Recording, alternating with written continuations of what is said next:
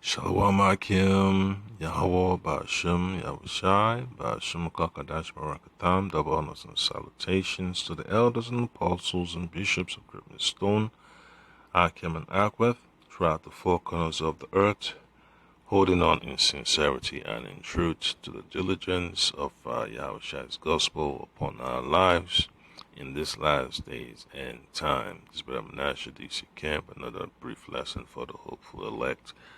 Yeah, so I'm just going to introduce a short topic about winning. All right. If you want to win, you have to finish. You have to finish the job. You have to finish the the commandment. You have to complete the commandments of the Lord. You have to accomplish what the Lord has commanded you to do. All right. And a lot of people don't understand that winning is not a one time thing. All right, it's a constant exercise you have to be engaged in. All right, it's not a victory that you just call it one and done. You have to constantly be monitoring. All right, because in this lifetime, man, it's crazy to just turn a blind eye to situations you need to be monitoring. That's why the Lord talks about being circumspect. All right. So here, the the fathers of our nation, Moses and Eleazar the priest, had to chastise the men that went to battle against the Midianites to avenge the Lord's anger upon them. All right. So this is it. We read verse 1 and verse 2, Numbers 31. It says, And the Lord spake unto Moses, saying, Avenge the children of Israel on the Midianites. Afterward shalt thou be gathered unto thy people. Okay. So the Lord already told him that it's time to go jack these Midianites up, and then once that is done, then you're going to give up the ghost. Okay. So verse 3 says, And Moses spake unto the people, saying, Arm some of yourselves unto the war, and let them go against the Midianites and avenge the Lord of Midian. So the Lord knows how to keep a grudge, and when the time is right, He was always going to act upon it. And that's why the Lord Mashiach Yahushua is waiting for the Lord to exact His vengeance upon the kingdom of Edom, Ham, Moab, Japheth, Ishmael, and the other nations. All right. And then verse 4 says, Of every tribe 1,000 throughout all the tribes of Israel shall ye send to the war. All right. So that's 12,000 men. Okay. And that's good enough. 12,000 men, 12,000 man army just to take care of business. So you know what happens. Okay. Now we go to verse 13. All right. So they defeated the Midianites. So what did they do?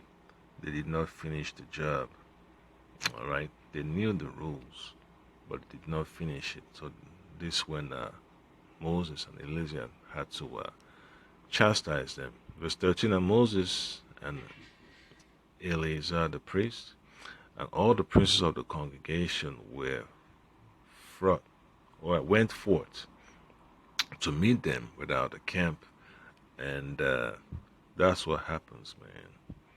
Once you go into battle, man, you can't just come in, man. You gotta stay outside.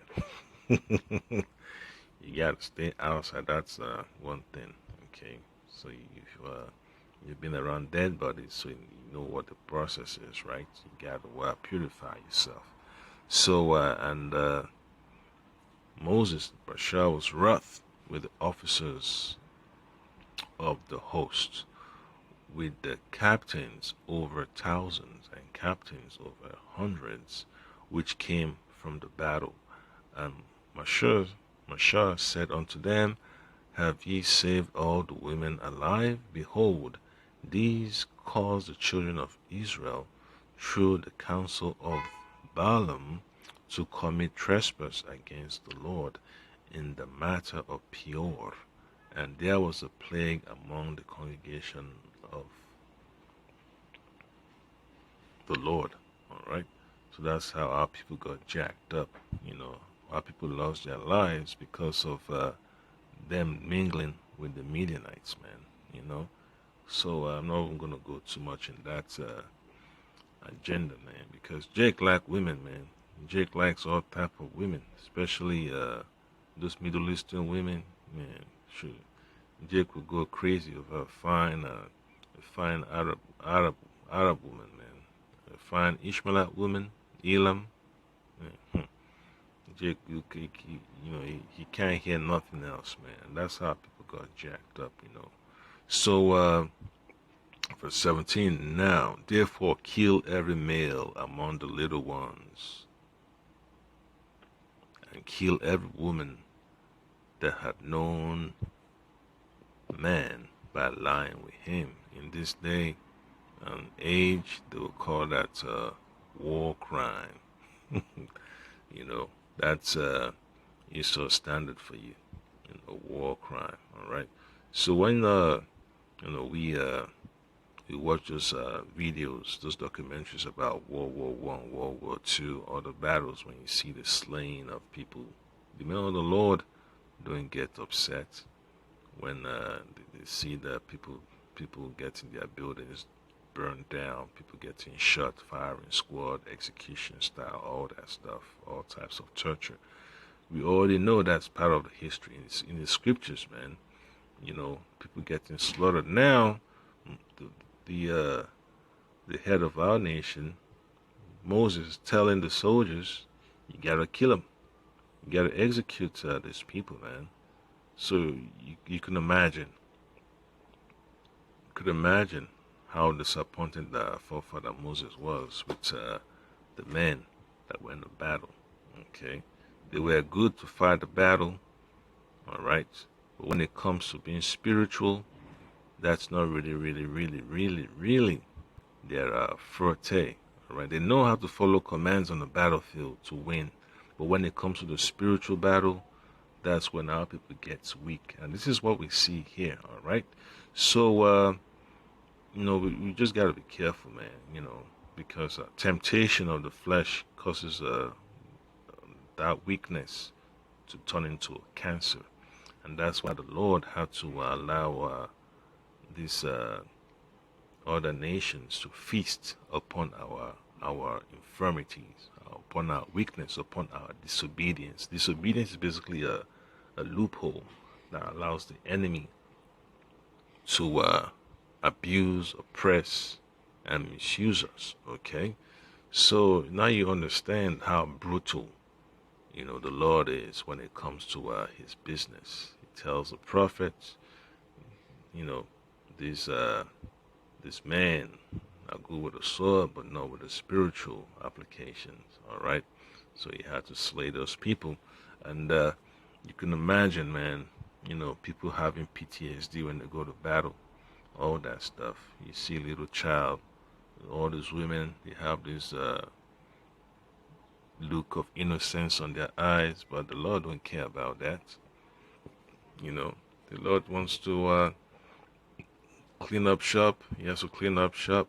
The Lord is not a respecter of persons, and that's why you have to understand the gravity of being a man of the Lord. All right, when you become a man of the Lord, you understand what happens when you pick up a sword.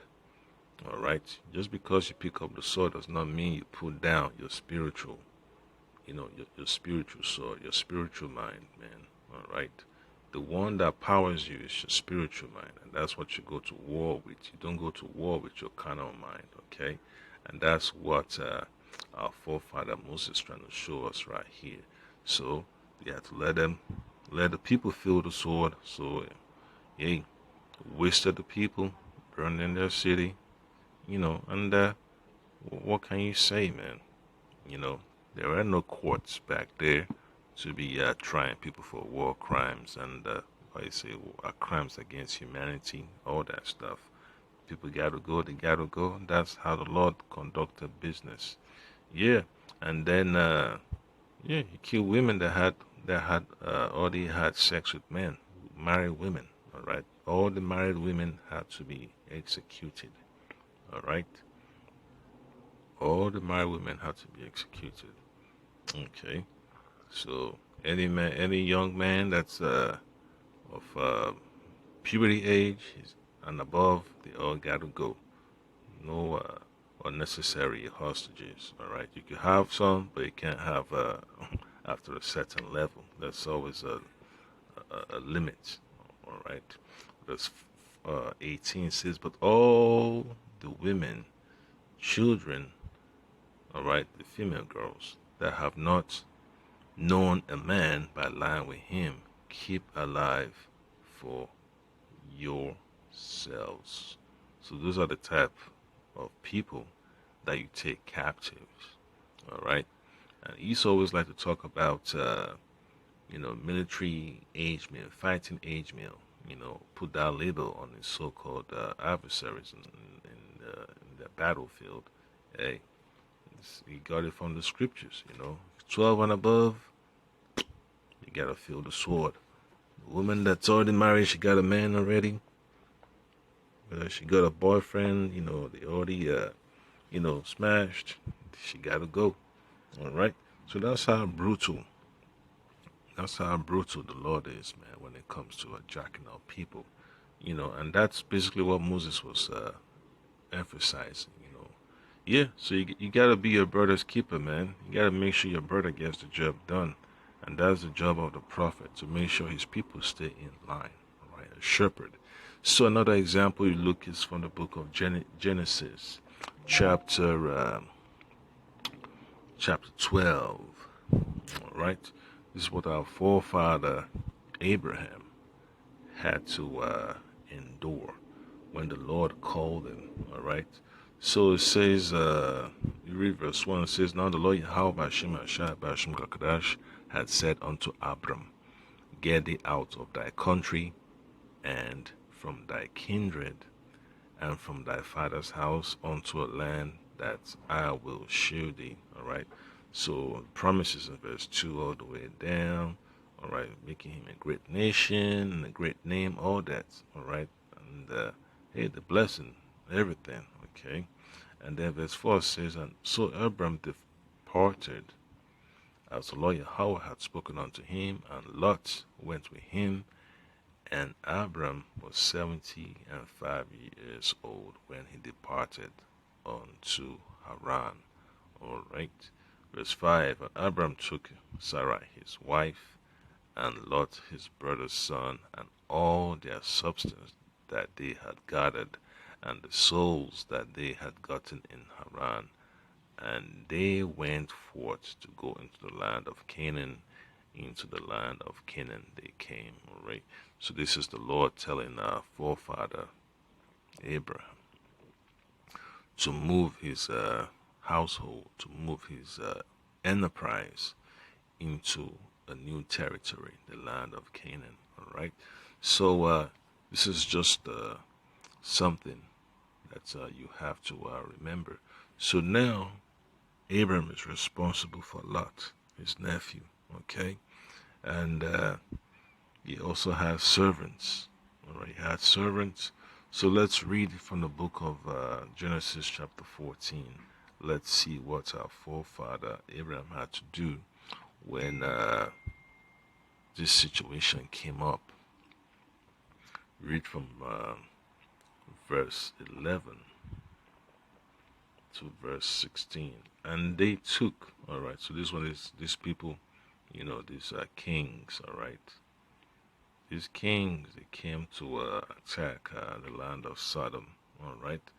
So look at that.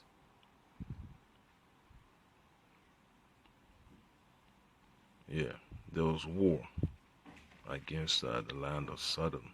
All right. That Lot got taken hostage. And then Abraham got wind of it from one of the escapees. And what did he do? All right. All right. Okay. So when they captured the land, what did they do? And they took all the goods of Sodom and Gomorrah, they spoiled them, all right, and all their victuals, and went their way. Okay. And they took Lot, Abraham's brother's son, who dwelt in Sodom, and his goods, and departed. So he got swept up in the raid. Okay. And there came one that had escaped, and told Abram the Hebrew, for he dwelt in the plain of Mamre the Amorite, brother of Eshel, and brother to Aner. And these were confederates with Abram. And when Abram heard that his brother, all right, his brother was taken captive, he armed his trained servants. So what does that make you know? All right, he armed his trained servants born in his own house. So all right, so he had 318 and pursued them unto Dan. All right, so Abraham didn't have no no cheap ass enterprise. That's 318 employees are all men. All right, yeah, we're not counting women yet. All right, 318 men. For you to have that type of capacity, you gotta be rolling in some serious dough. All right, treasures and all that stuff. You're not some weakling. It takes a strong mind to lead 318 people, men. And you know how men are, man. Men always get high of that testosterone, man. You know, if you're a man and you're able to lead 318 people, it shows you what caliber of person you are. It shows you what qualities you have as a man of the Lord. Are you able to delegate and operate? And that's all we're here to do, man. Delegate and operate in this ministry, man. You have control over the wisdom, knowledge, and understanding the Lord is giving to you, and you're supposed to know how to apply it. All right? It's just like a Rubik's Cube. All right? You putting the puzzles back together so you could get the best result. Everything has to match on all sides. Okay? So, hey, that shows you that our forefather Abraham was a serious person to be uh, to be reckoned with. Okay, verse 15, and he divided himself against them, he and his servants by night, and smote them, and pursued them unto Hobah, which is on the left hand of Damascus. Yeah, so remember that, man. The Lord Hamashiach Yahushua expects us to have that mindset of being a leader, to learn how to rule over our household with the right type of mindset. Yes, if you want to win, man, you have to have this type of quality that our forefather Abraham has, okay? So verse 16 says, and he brought back all the goods, and also brought again his brother Lot, and his goods, and the women also, and the people. So you see that? So he got the job done, man. He was already prepared. All right, for you to have that amount of men, trained men with a sword, that shows you are living in a hostile territory. All right, hostility will make a man learn how to use a sword, make a sword, and teach others how to use the sword also. So he was skilled in the art of warfare. All right, and you know, not to speak negatively of our forefather Abraham, you know, basically what you call a warlord, man. You know, he had his own clan.